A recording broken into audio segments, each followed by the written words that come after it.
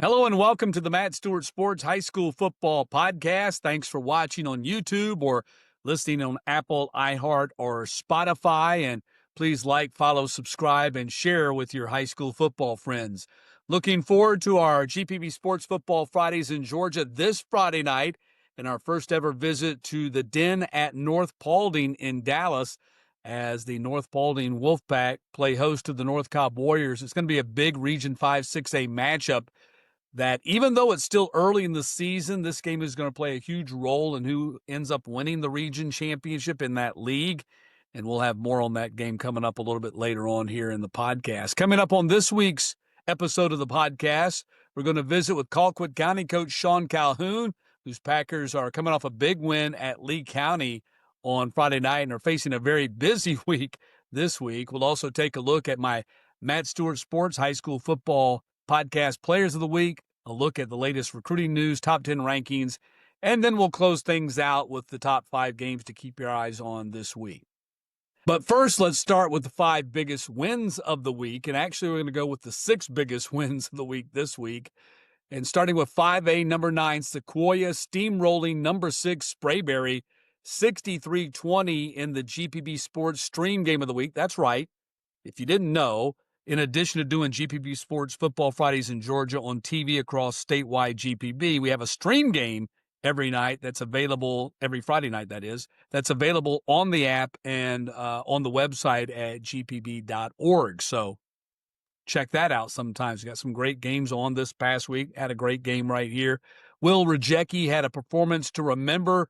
We'll have more on that in just a moment. It was a close game, 14-13 in the second quarter, when the Chiefs put the pedal down, scoring 3 touchdowns in the final 8 minutes before halftime to sting the Yellow Jackets. Sequoia cornerback Jedediah Marshall had 4 total tackles in this game and his back-breaking 91-yard pick 6 during that 8-minute stretch there as the Chiefs went on to a 63-20 victory over Sprayberry. It was shocking in not that Sequoia won, but the manner, the butt-whooping in which they won. It was shocking. 4A, number 1, North Oconee shuts down 3A, number 8, Jefferson, 35-0. Second year in a row, the Titans have beaten the Dragons by that exact score, and the Titans become the first team in over 30 years to blank the Dragons in back-to-back seasons. Quarterback Harrison Faulkner, who's committed to Georgia Southern, 12 of 15 passing for 201 yards, also 8 carries for 53 yards rushing. 6A, number 9, Colquitt County survives 5A, number 4, Lee County, 43-36 there. Packers jumped out to a 36-6 halftime lead, and then they led 43-12 going into the fourth quarter. And despite a running clock, the Trojans made a frantic comeback to get back in the game and make things a little tense there at the end. I mean, that's almost impossible to do with a running clock, but the Trojans nearly pulled off the upset.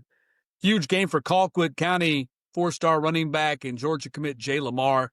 And more on this game coming up in just a few minutes when we visit with Packers coach Sean Calhoun here on the Matt Stewart Sports High School Football Podcast. 5A, number 5, Milton defeated 4A, number 4, Blessed Trinity, 21-10. Defending state champs actually fell behind in this game, 10-0 in the first quarter, but then shut down the Titans and came back for the win. Lawson Estes had a block punt, and Billy Wyvoda scooped it up and returned it 31 yards for the touchdown. Milton defense held BT to 74 yards rushing in this game.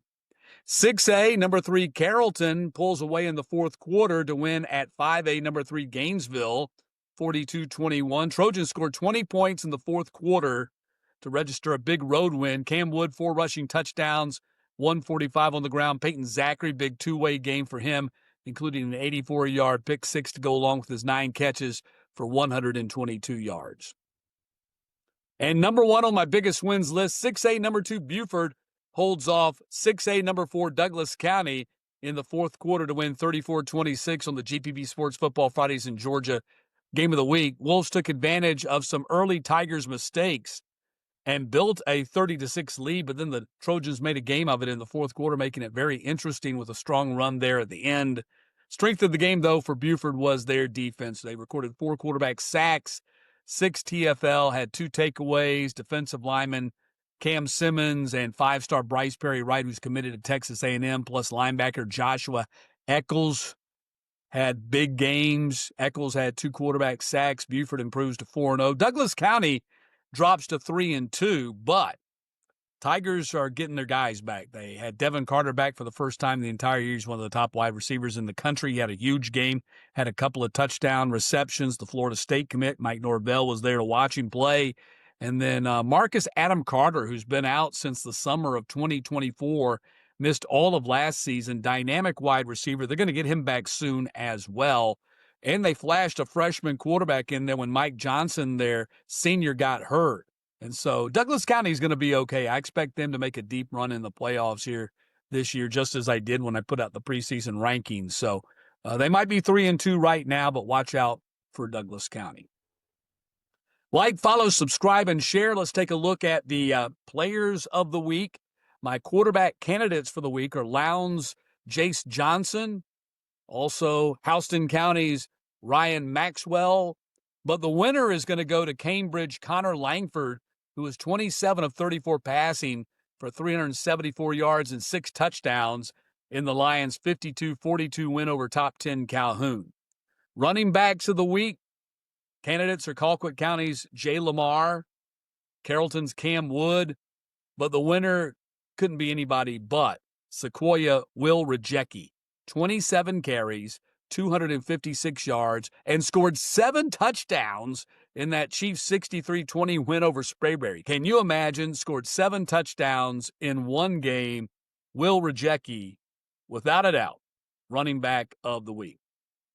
Wide receiver, the candidates are Hoco's MJ Mathis, but the winner is Cambridge Craig Dandridge. We talked about his quarterback. Well, he caught 11 of those passes for 166 yards and 3 touchdowns in that Lions victory over Calhoun. Defensive lineman of the week nominee is KJ Green. He seems to live in this space. He was the defensive lineman a couple of weeks ago. In fact, last week he was the defensive lineman of the week. Had another big week, had 5 TFL and a quarterback sack. But the winner is going to be Brooks County defensive end Demarion Washington, who had 8 total tackles, a quarterback sack, and an 86-yard fumble recovery touchdown in the Trojans' 21-3 win over Fitzgerald. That was the first win of the season for Brooks County, which has played a very difficult schedule. State finalists, though, wouldn't count them out. They're back in my top 10 rankings this week as well. Linebacker of the week nominees are Milton linebacker Billy Wyvoda, but the winner is Douglas County's Richard Dice. I very rarely have a winner from a team that did not win, but Richard Dice, what a beast in our GPB Sports Football Fridays in Georgia Game of the Week. He had 17 total tackles, 3 TFL, and a PBU in the Tigers' 8-point loss against the Wolves. Defensive back of the week nominee, Peyton Zachary. Told you he had the 84-yard pick six in that victory against BT. But the winner is Brooks County's Marcus Hardwick. He had 2 interceptions in the Trojans' victory over Fitzgerald, including an 85-yard pick six. Place kicker of the week, Swainsboro's Matthias Castillo hit a 27-yard field goal with 50 seconds left in the game to lift the Tigers to a 44-42 shootout win over Thompson. And my return man of the week comes from that same game. Marco Danford had 87-yard kick return touchdown for the Tigers to go along with 114 yards rushing on 11 carries and a touchdown.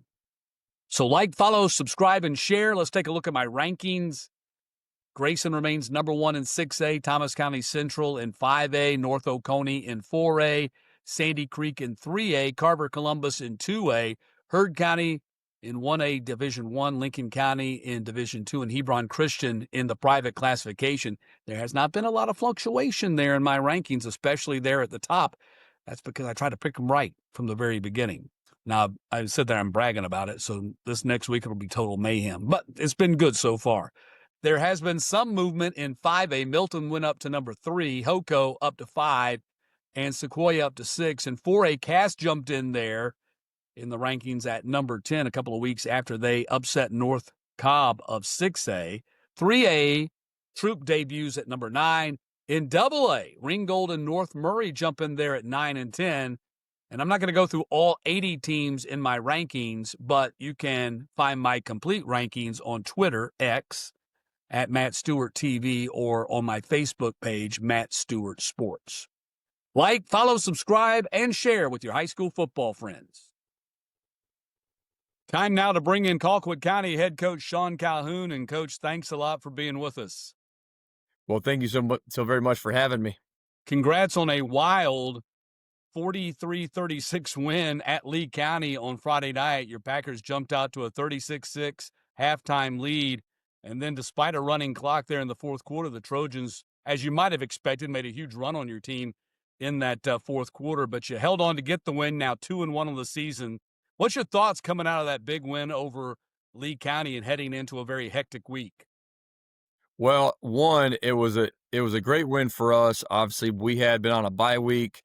Unfortunately, didn't play well going into the bye week, so it felt like it took about 1 or 2 months to get to Lee County, but we really kind of got back to some of the basics, really got back to some special teams work and went up there and played a really good first half and really did things that we're coached to do and did some things really well. And obviously, held on there at the end. I mean, it was 43-12, going into the fourth quarter. So, but, hats off to Lee County. I mean, they're a superb program, superb football team that is never going to quit. But it was good for us to get the win and now get some big time lessons that we can learn from. You got to play 4 quarters, and so that's what hopefully we'll be doing down the stretch. Was it a big emotional win for your guys? Because Lee County actually beat you guys for the first time ever last year, and you still lead the series now 13-1, but they got you last year, and obviously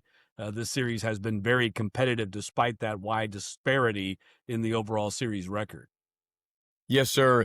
Every year that we play those guys, coaches, players, everybody in our program knows that it's going to be a very physical game. Both sides got good players. Both sides got good coaches, and that's why we continue to schedule them because it's a non-region opponent. The gates and the crowds are always really good, and we always know playing them. I mean, that's a playoff level atmosphere and that's a playoff level opponent. And so we always look forward to playing those guys. And obviously if we can keep getting W's, that'd be great. But yeah, we were a little embarrassed the last year and again just did some things that you can't do to beat a good team like that and are just very fortunate to hold on and come away with a big win. It's a crazy week for your team. You're hosting Monroe Tuesday night to make up for your August 22nd game that was postponed because of weather. Then you host Tallahassee Rickards on Friday night. So you play 3 games the first 35 days of the season. Now you're going to play 3 games in 8 days. How do you manage that with your team this week? I guess the silver lining is this is the start of 6 straight home games for your team until the regular season finale at Richmond Hill.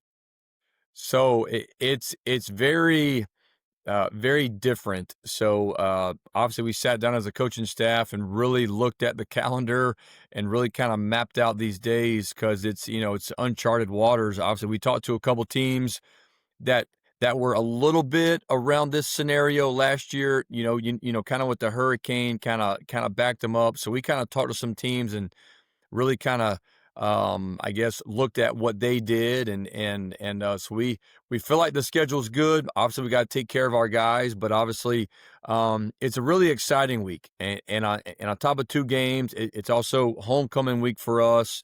And so we just been just pumping a whole lot of excitement, right, wrong, or indifferent. I think the kids like games better than practices anyway. So I'm like, hey, you're about to get all you want. And so we're calling it a September to remember. And then Tuesday night, you're going to get a little paction. That's right. Paction instead of maction. Absolutely. That's going to be fun. So I'm not so old that I can't remember. I can confirm that kids do like games better than practices. I You still are correct remember. on that. I still remember practice. Much prefer to play a game. So you're Yes, spot sir. on there. So after all this, you host Lowndes, and in my 6A rankings, I got 4 teams from your region, including you, of course, in my top 10. So I'm not going to ask you about the region right now. You got enough on your plate right now. But I do want to ask you this, because I think it's a relevant question to what's going on in Georgia high school football right now. With the strength of your region, would you be in favor of 6A going to a power rankings format for the playoffs, kind of like what they're doing in 3A and below right now? That's a great question. I hadn't really put a whole lot of thought to it. Something that I would just wanna learn more about. I just don't know enough about it. Obviously you seed 1 through 32 and, but there's a lot to be said for us, really fighting for the region championship and, if you're a 1 or 2, you got a home seed. So, you know, obviously it would be, kinda uncharted waters, but obviously, we're gonna do whatever the Georgia high school, is doing. We schedule these non-region games, a Lee County, a Benedictine, a North Gwinnett, to get us prepared for, going over to Lowndes and Valdosta because it's, I mean, our region top to bottom is really, really strong, and they all got good players and good coaches. So, but I guess get back to your question, just something that I would just need to just dive into more, um, and just see the pros and cons of it. But obviously, we're always trying to be the 1 seed coming out of our region, and then obviously, if you would seed it 1 through 32, just would want to see what that looks like. Yeah, the format that I have always proposed for many years now, and I know I talked at great length with Daniel Bruner at Walton about this last year, is I would come up with a formula that is power rankings based, but also continues to reward the region format. So the region teams, the teams that finish as region champions, would be seeded 1 through 8, guaranteed. Yep, The teams that were second place would be seeded 9 through 16, guaranteed. So therefore, you maintain that home field structure that's currently in place, and that's then good. 17 through 32 could be distributed among the power rankings, Okay, just in a straight power rankings format. For instance, last year, based on the formula, the power rankings that they post on the GHSA website, and they post them for 7A just as well as they do, even though they don't use them right now. Richmond Hill, 5 teams out of your region would have qualified for the playoffs last year.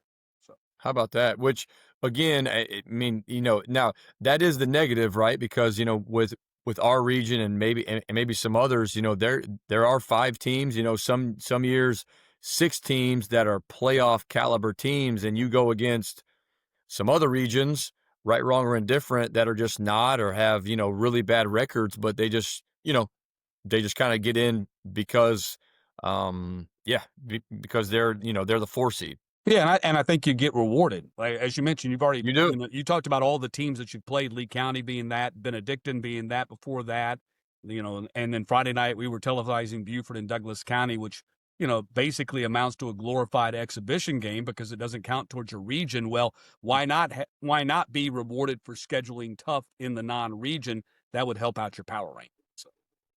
Absolutely. Then, we would definitely get helped out. Yeah, That's for sure. absolutely. It would definitely help you. So we'll wait and see what happens. But I've been Interesting. uh, behind the scenes been pushing that format. I would love to see him adopt that. I think it's a good compromise between what we have now and what we could have with power rankings. But anyway, we'll move off that subject because I can talk about that all day. You went 25-2 your first 2 seasons there at Colquitt, got to the semifinals, got to the quarterfinals. You lost a huge chunk of players from those 2 teams going into after the 2023 season. Went 8-4 last year, still won the region championship, mind you.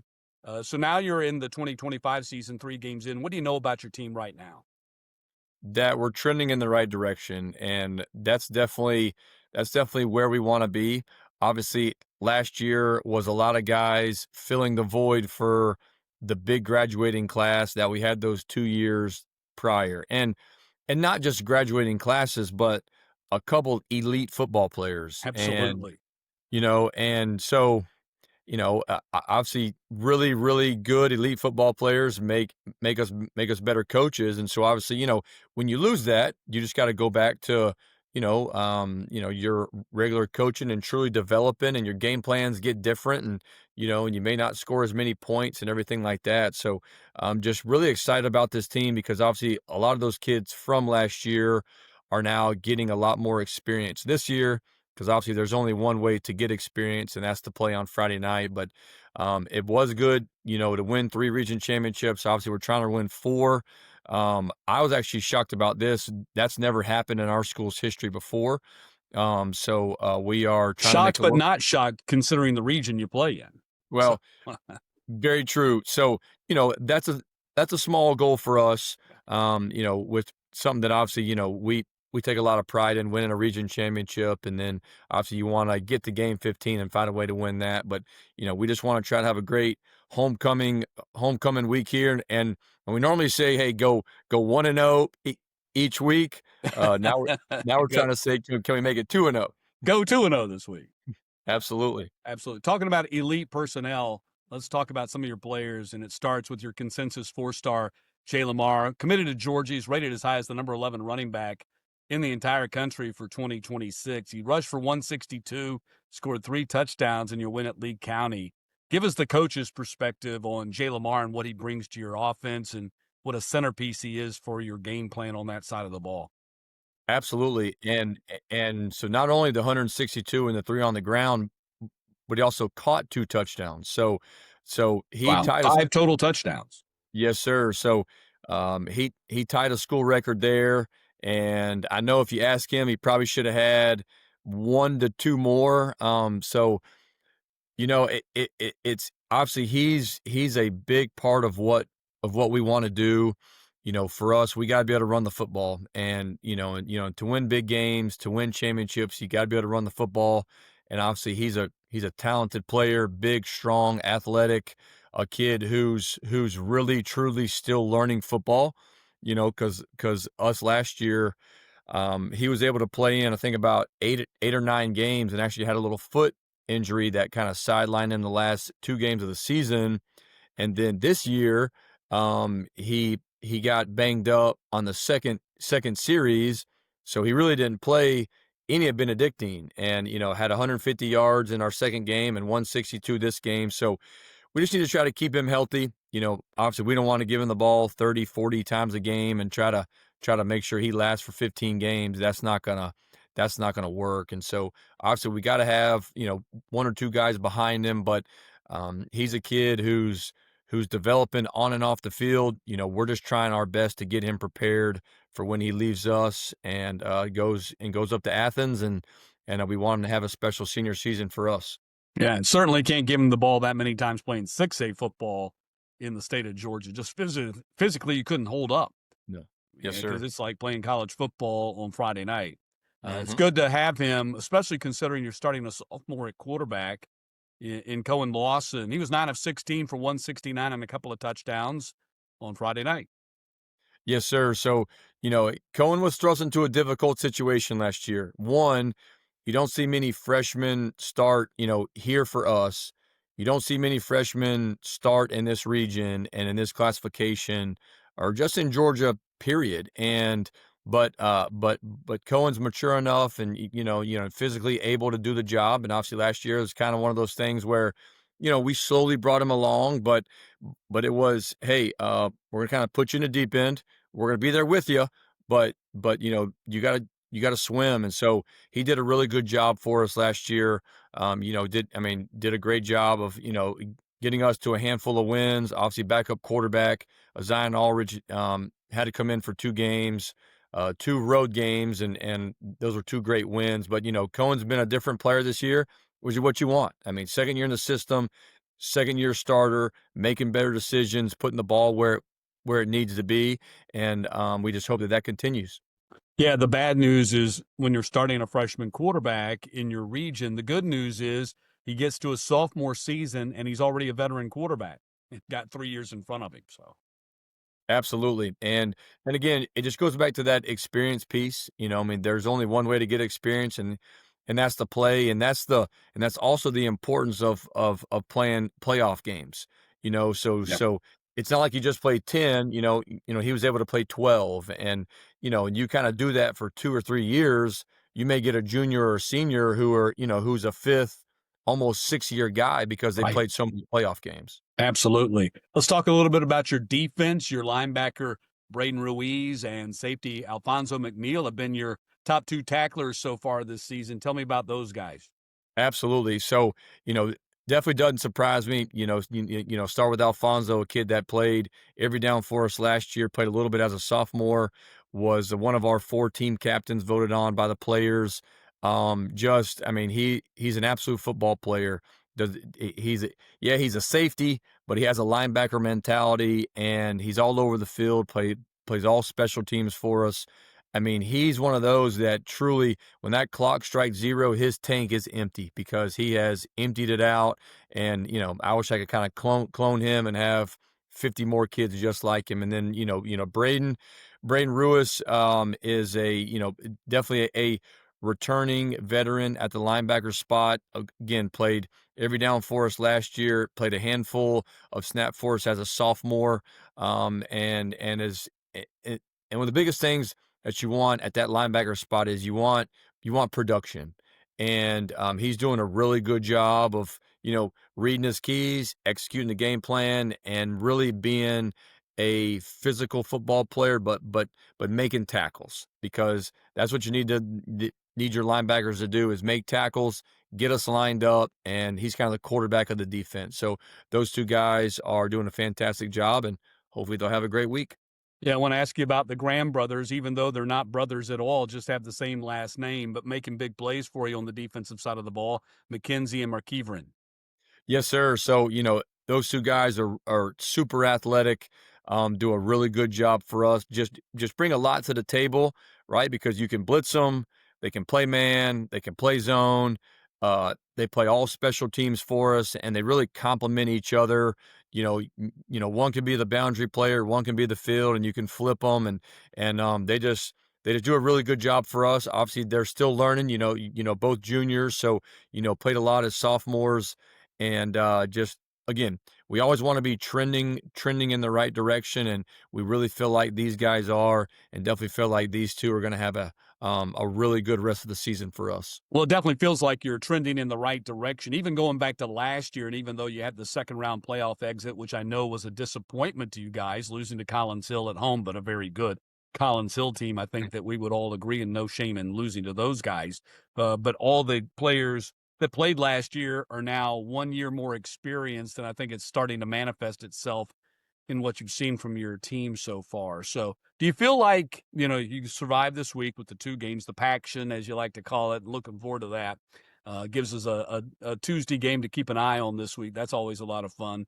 Do you feel like if you can get by this week, now you're going to settle into more of a routine than the first part of your season here has not been routine at all because of the interruptions, but settle into a Friday night, game week routine for your team and going into region play?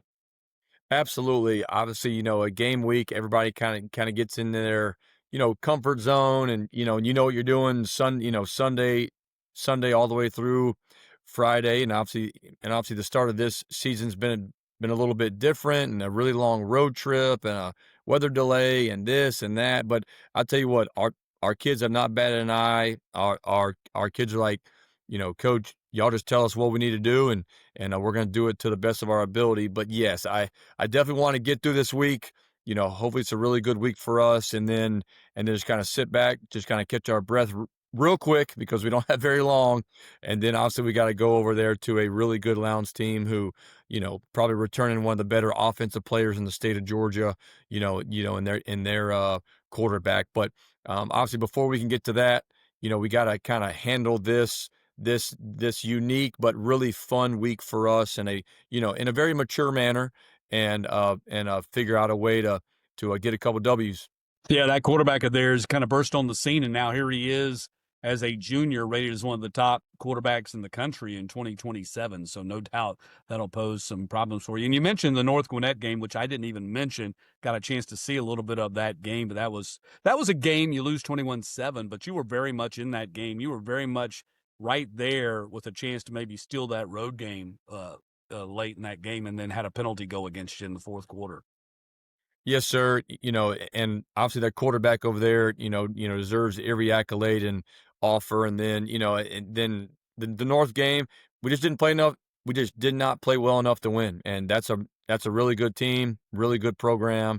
And you just can't do some of the things that we did and expect to be there in the fourth quarter. But again, I mean, it was we could have cut it to a one-score game with 2 or 3 minutes there, and then we just do something silly that, again, just something that we got to continue to learn and grow from.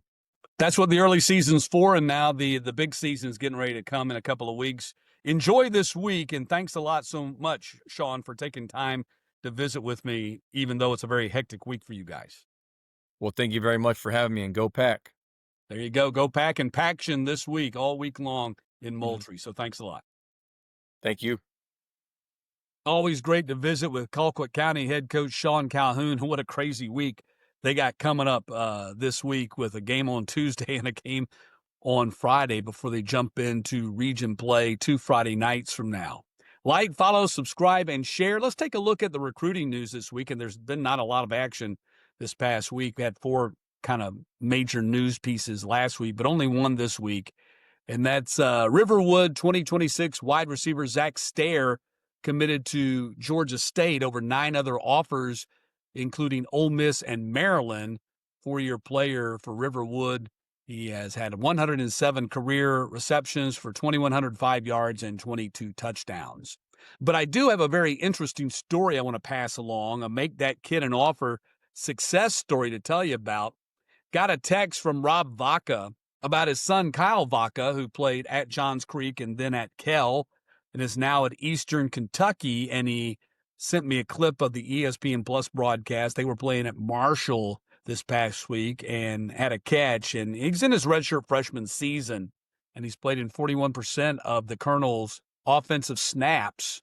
So congratulations to Kyle Vaca. Very proud of this young man. And I'm not saying that Make That Kid an Offer got him an offer to college, but it helped kind of expose him. And that's the whole purpose of that Make That Kid an Offer program that, we run during GPB Sports Football Fridays in Georgia. And he did end up with a number of offers and chose Eastern Kentucky.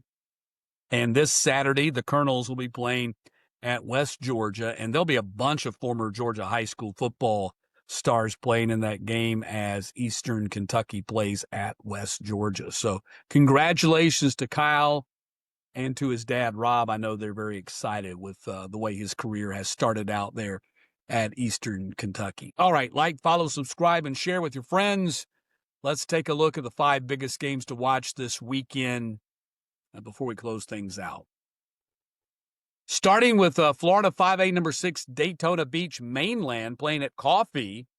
The 2023 state champion Trojans are 2-2 on the season and playing their 3rd straight out-of-state opponent before starting region play next week. This is the first ever meeting between these two teams. Top prospects to watch for Coffee, it's 3-star running back Kentavious DeBruce, and for Mainland, it's 3-star linebacker and USF commit Dennis King. 6A number 7 North Gwinnett playing at Parkview. This is the Eric Godfrey Bowl. Of course, Eric Godfrey was our guest here on the Matt Stewart Sports High School Football podcast a couple of weeks ago.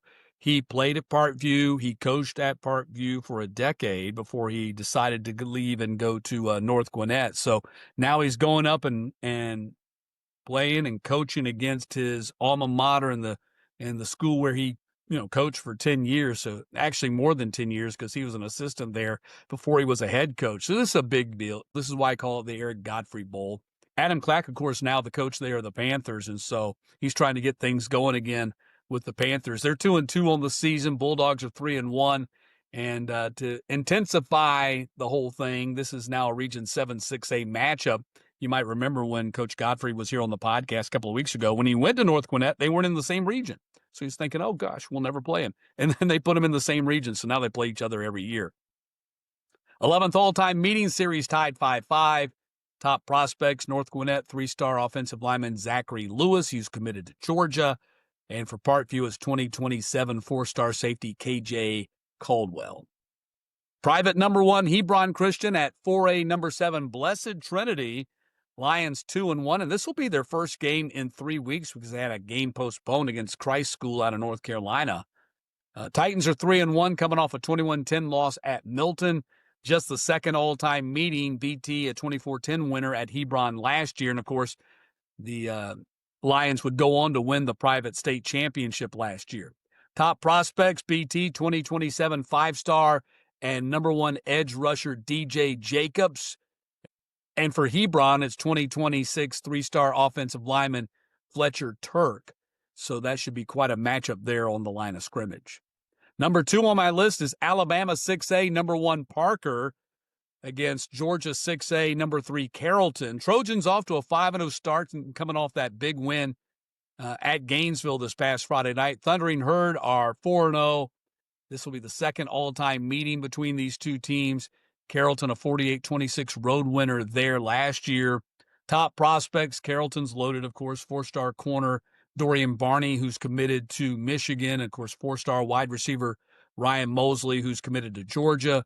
For Parker, it's four-star defensive lineman Bodney Cleveland, who's committed to Texas. And number one on my list is North Cobb at North Paulding, our GPB Sports Football Fridays in Georgia showdown. This is a big Region 5, 6A matchup. Both teams are already 1-0 in region play. And even though it's still very early in the region schedule, the winner will likely be in the driver's seat to win the region championship by winning this game. The Warriors are 3-2 overall, been beat by McEachern and then got upset by Cass, so a little bit of a surprise that they're only 3-2 going into this game. Wolfpack are 4-1 overall. Their one loss coming to Harrison a couple of weeks ago. This is the 10th all-time meeting with North Cobb leading 6-3, including 4 in a row in the series. And the top prospects to watch for the Warriors is four-star quarterback Teddy Gerard, committed to Notre Dame. Excited to see this young man play. He's a 2027, so he's still got 2 years left in high school. And for North Paulding, it's three-star safety Markel Taylor, who's committed to Cincinnati. And again, that's our GPB Sports Football Fridays in Georgia Game of the Week. Join me along with Wayne Gandy and John Nelson and our entire GPB Emmy Award-winning team there at The Den in North Paulding. It'll be the first time we've ever done a game there. So always like it. Always excited when we go to a place for the first time. And so that is the case this Friday night. And I invite you to join us Friday night, 7:30 on GPB. That's going to wrap up the Matt Stewart Sports High School Football Podcast. Thanks for watching on YouTube, listening on Spotify, listening on iHeart, listening on Apple. And again, like, follow, subscribe, and please share it with a friend. We'll see you next week.